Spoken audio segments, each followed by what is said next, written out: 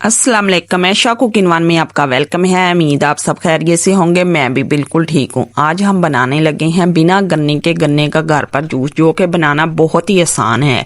ये बहुत ही मज़े का बनकर तैयार होता है। आपको ज़रा सा भी नहीं लगेगा कि ये हमने गन्ने से नहीं बनाकर तैयार किया है। बिस्मिल्लाहिर्रहमानिर्रहीम। 1 पाव हमने गुड़ लिया है। 1 पाव गुड़ से हम 6 से 7 गिलास बनाकर तैयार करेंगे।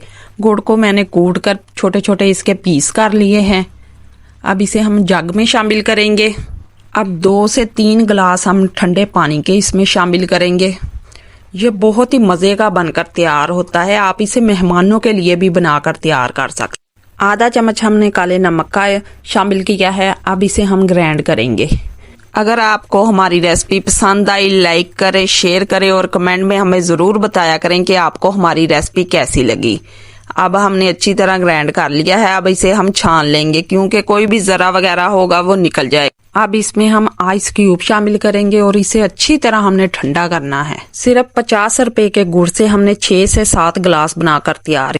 इसमें और पानी शामिल करेंगे और बहुत ही मज़े का बनकर तैयार हुआ है। इसमें हम 2 नींबू का रस शामिल करेंगे। ये बच्चों को तो ज़रूर पसंद आएगा। आप मेहमानों के लिए भी इसे घर पर बनाकर तैयार कर सकते हैं। मेहमानों को बिल्कुल नहीं ये लगेगा कि हम बाजार से लाए हैं, कि हमने घर पर तैयार किया है। माशाल्लाह, ये देखिए हमारा गन्ने का रस बनकर तैयार हो चुका है। आप भी इसी तरह बनाएं और हमें बताएं कि आपको हमारी रेसिपी कैसी। जूस को हम गिलास में शामिल करेंगे और थोड़ा सा हम काला नमक इसमें शामिल करेंगे।